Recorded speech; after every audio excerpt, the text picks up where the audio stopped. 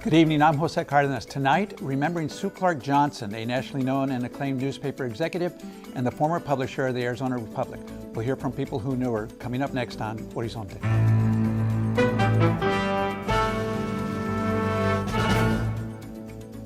Funding for Horizonte is made possible by contributions by the Friends of Eight, members of your Arizona PBS station. Thank you for joining us. Last month, former Arizona Republic publisher and the first female head of the newspaper division of Gannett, Sue Clark Johnson, died at the age of 67.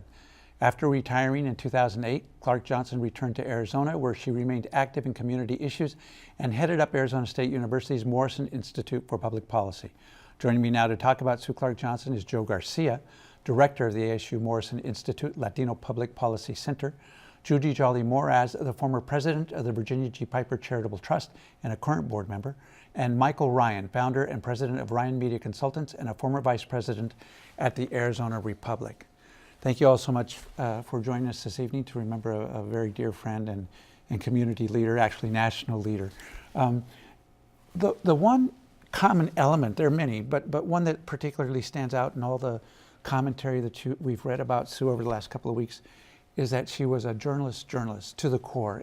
And Judy, as I understand it, that had some very early antecedents. It had genetic roots. Her father was a noted writer who unfortunately was caught up in the McCarthy era, was blacklisted, had to write under pseudonyms. And I think he influenced her. I think she always felt that he had inspired her. One of her most cherished possessions was his typewriter, just a regular upright typewriter. So I think that was in her blood, literally in the beginning. And I think she was also, I would say, someone who loved history, loved public affairs in college, did as well. And so I think all of that led, and she was working for a paper, at a very young age. So I think that was part of her heritage. Michael, you and I were talking a little earlier off camera about the fact that publishers come from either the advertising or business side of the enterprise, or they come from the journalism side, and it makes a difference. Why? Well, it makes a difference because of just their background. And the one thing about Sue was, even though she was involved as publisher, she never left her roots as being an editor, as being a journalist. And she always put that first because she believed that the quality of the publication, the quality of what the reporters and the editors did was paramount to the success or failure of a publication. And that's where at the Arizona Republic, when she came and started and really led the newspaper by the force of her personality, because she was so driven and so committed to making a difference in the community, and that she expected that every day from the people that worked with her. It wasn't just a business. No, it definitely wasn't. And she loved the newspaper business, but she realized that deep down what made the newspaper business, the key to the newspaper business was the journalism that was being done. Joe, you worked with Sue Clark Johnson over the course of many years, both while with Gannett and then at the Morrison Institute. Even when she came to Morrison, she still had that journalistic editorial attitude. Yeah, from day one, she came in and she brought this energy that everybody in Morrison kind of had to step it up, because for her, she was used to deadlines, publications, meetings. I mean, we're a think tank. She wanted to make sure we just didn't think, but that we had action. And it was very important that Morrison become a little more dynamic, more interactive, hold more meetings, more dealing with the public outreach. So it wasn't just a report we were putting out. The report was just somewhat like a newspaper. The report was just the beginning of the conversation to provide some information so people could have an intelligent dialogue. So it was about creating discussion. And she saw that more as an active form of Morrison Institute, I think, than had been done before. And that is another theme that kind of runs through all the commentary, is that while she was diminutive in stature, she was a force of nature, but not in any kind of ugly, heavy-handed way, Judy. No, well, I mean, here's this 5 foot tall, white-haired sprite of a woman, generally in colorful clothes, and you could first think that this was not a leader of great influence and power, and yet she was, but she always used that power and influence in ways that brought people together, not in heavy-handed ways, not in ways, I think she had the capacity to bring out the best in people, because she saw the potential of people and would bring them together in, whether it was around a boardroom table, whether it was around a conference, or whether it was around her famous dining table. She believed in people, she found things to like and be interested in them, and she fostered that environment with everyone that she interacted with. And she loved the nurturing part of the business. I mean, she really enjoyed bringing people along, identifying people who had potential, and then working with them, and then allowing them those opportunities to succeed. I mean, she has a whole cadre of people within the Gannett organization that really owe their career to her, because she found, she identified them as being potential leaders and then really provided them the opportunity to succeed. And I know you considered her to be a mentor. We've got a picture of the two of you together. It's a very nice picture that we can put up on the screen. Yeah, I invited her to come to speak to my Rotary Club, and she did a fantastic job. The one thing about Sue was she was always prepared. And I remember one of our editors at the Arizona Republic was really impressed when Sue first came to, and she was speaking to the Pulliam Fellows. And, most times when the publisher would come, they would just, make some perfunctory remarks. Well, she had read the background at every one of the interns, and she spoke specifically about things in their report that she really liked about them.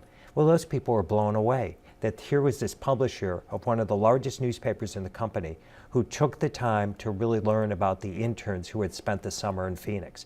But that was Sue, because she was always on. I mean, she loved her job, and she lived her job 24/7.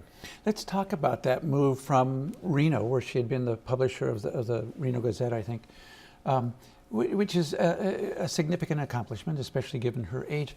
But going from there to what was at the time, as I understand it, the biggest newspaper that the company owned. What was that transition like? It was huge, because the fact was she went from a paper that was about 80,000 to one that on Sundays had more than 500,000 in circulation. So, but what Sue realized was the potential of that, because with this community kind of new, somebody can come in and really make an impact. And Sue realized, as a publisher of a newspaper, you could really be a force for good in the community. And it's like Judy mentioned about rallying people around certain issues. For example, Sue organized a water summit back in 2005. Now, there's a Morrison Institute is now really putting forth an effort with water, but she identified issues and wanted people to talk about issues sometimes before most people were really ready for it. So she was kind of a visionary in the sense that she could identify issues and really help bring people together to talk about them. And the key thing with Sue is to get some action done, because she was never one who would want to just sit around and talk. As Joe said, hey, at the end of the day, it's like, hey, what are you going to do about this? What are we going to do? So, that was her newspaper background. And Joe, you interacted with her even before you went to work for Gannett. You were working in Tucson. Give us an example of some of the kinds of issues that you dealt with her on. Well, we dealt with immigration early on, and that was before things got ugly. But I think she might have seen that it was going to go this way, and I think she thought that if she gave enough information about immigration and look at it from a different viewpoint, I think she always looked at immigrants as people. She didn't demonize them. And I think she saw that as a potential, and unfortunately it got out of control, as you know. There's nothing anyone could have done, I think, when it turned ugly. But in Tucson, I worked for the Tucson Citizen. We would come up here because we were part of Gannett chain, and we would talk about immigration issues. We'd find out what the Republic was doing, what we were doing, what we would share.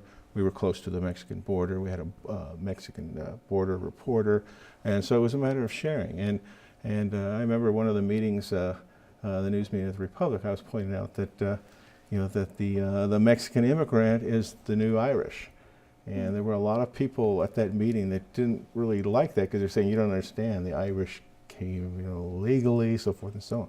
But Sue wanted the discussion, I think, and the viewpoints on the table so we could look at immigration from a lot of different points. But it was always from a human standpoint as well, and not just the political one. She was a people person.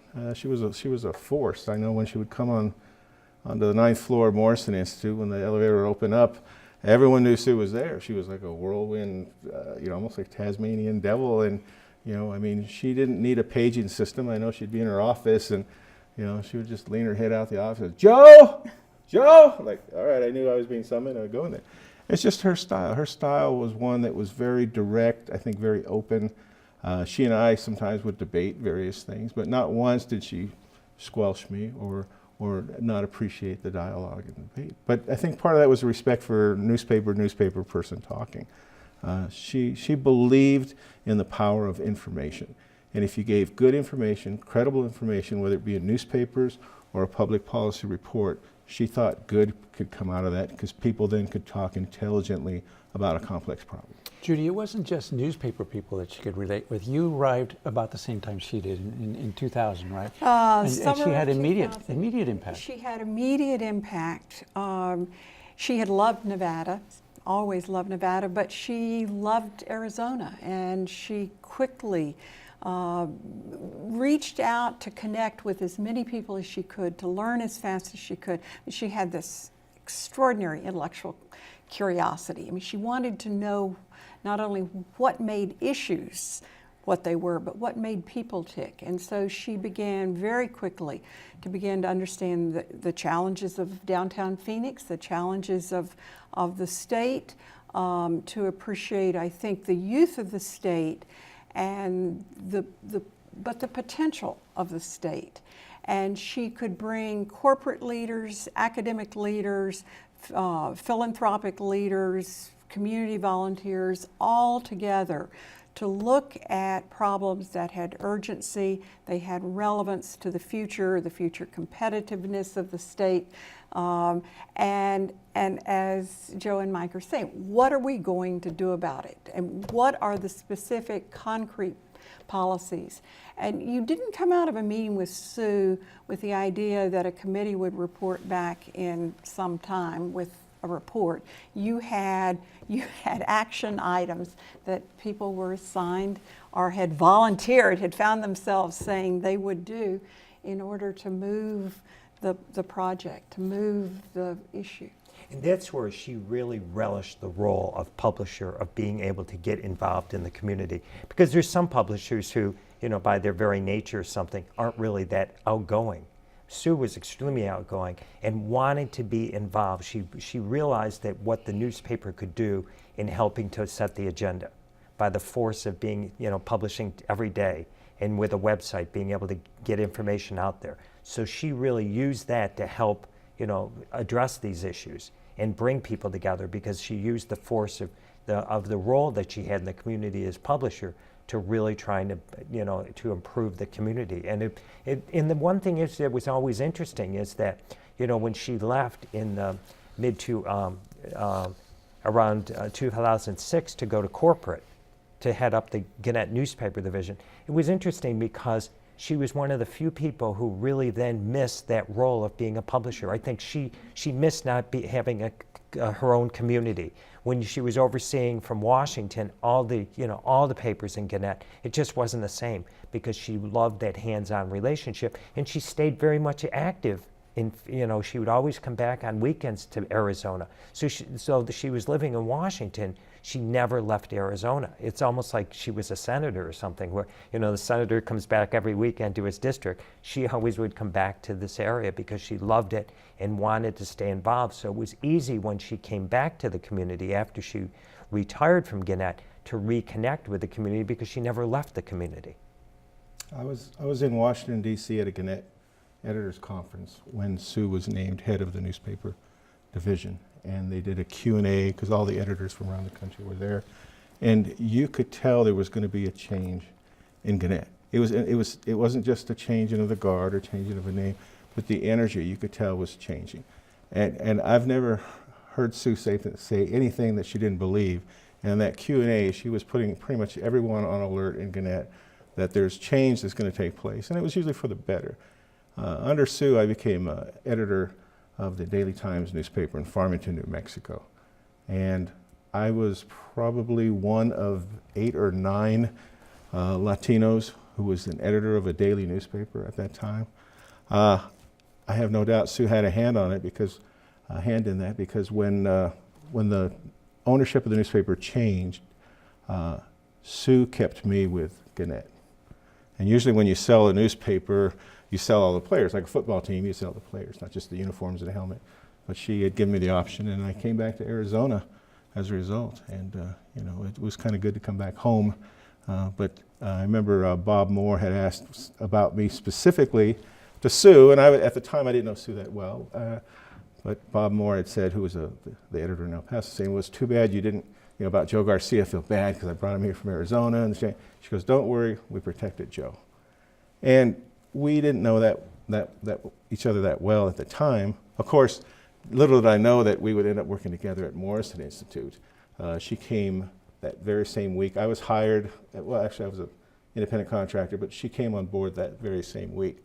So it was just kind of interesting. It's kind of like, I think we were meant to work together in some capacity, and it was just kind of interesting how that worked out. Kismet. Yeah. Yeah. So Judy, it must have been a tough decision for her to decide to leave Phoenix to go to Washington. Oh, I think it was. I think, Sue, what Mike said about Sue loving being part of community. When you're in Washington, you're in a rarefied environment. You're in a different environment.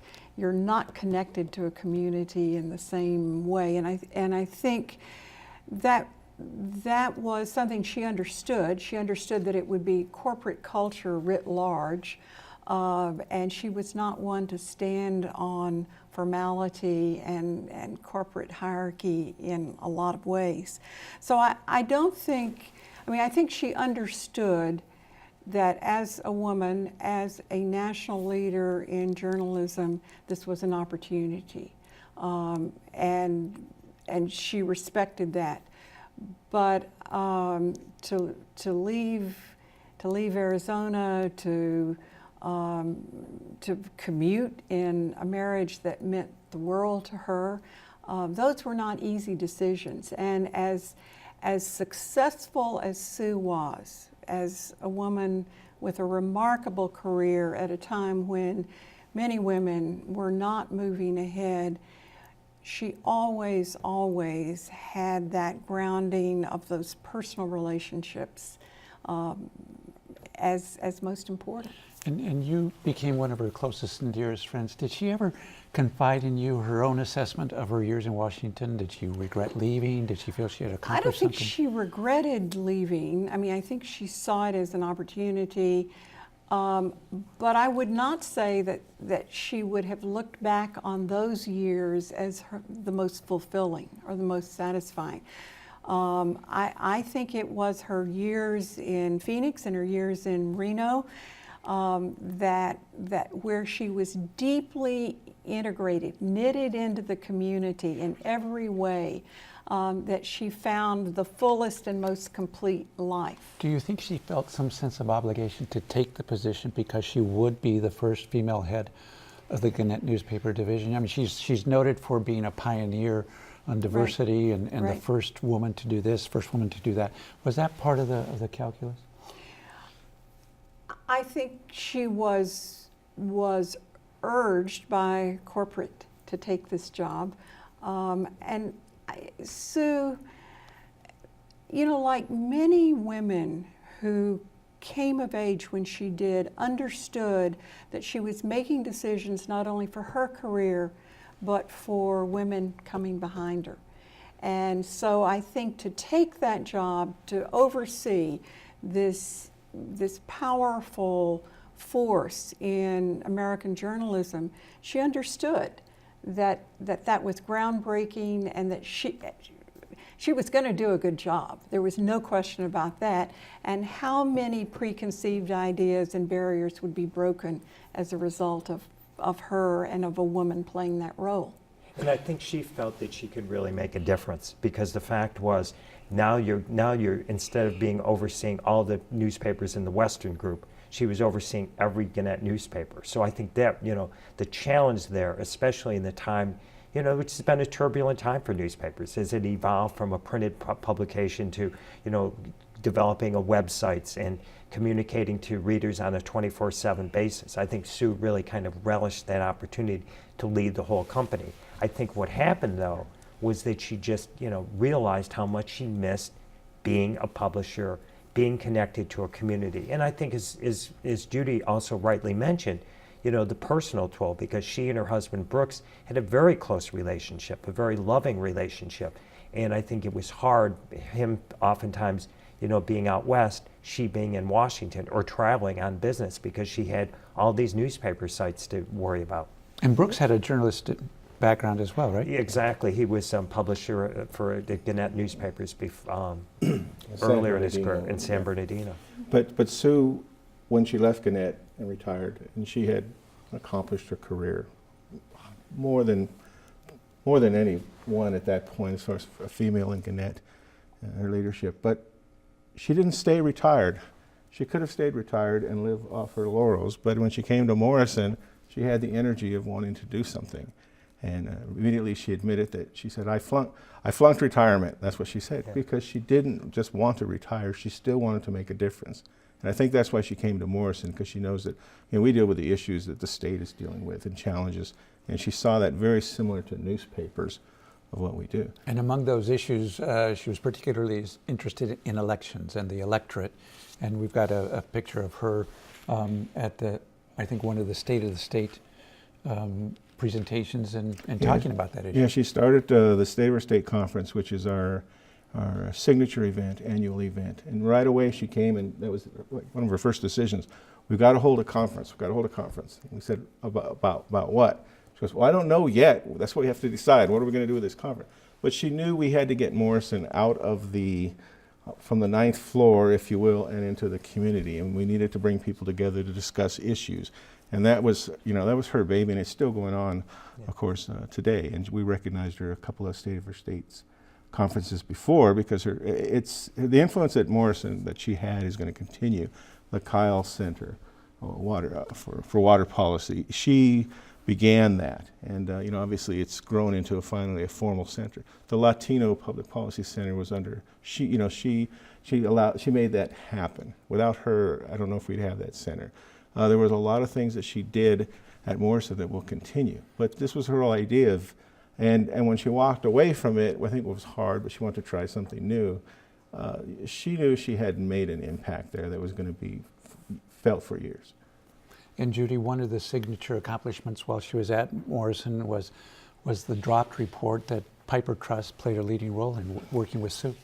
Piper and Helios both. It was, I think, one of those landmark reports in terms of looking at the exploding young Latino population in this state, and not only looking in terms of the human element. What will it mean if we have these dropouts? What if this human potential doesn't get realized in terms of graduation from high school, going on to college? But then, and here I think was, you know, that powerful issue of what does this mean for the state in terms of future income? If you have no tax base, or if you have a diminished tax base, where is the competitiveness in the future of the state? So it was that humane sort of concern, but it was also that strategic. I mean, Sue was strategic. I mean, she always thought in terms of strategy. And I think the other element was she could edit amazingly well and make sure that complex issues got translated into language that was accessible, that was free of jargon, that was something compelling for someone who was in a hurry reading fast. So I think the dropped report was able to lay out the issues of this powerful demographic force, this growing Latino population, and what was it going to mean if they couldn't realize the education that has been the American and dream. There's so much to say about our dear friend, but we're out of time. So Thank you so much for sharing your thoughts and remembrances. Sue was born on February 21st. This Saturday is February 21st. A memorial birthday celebration will be held for her at 10 a.m. at the Herberger Theater in downtown Phoenix. And that's our show for tonight from all of us here at 8 in Horizonte. Thank you for watching. I'm Jose Cardenas. Have a good evening.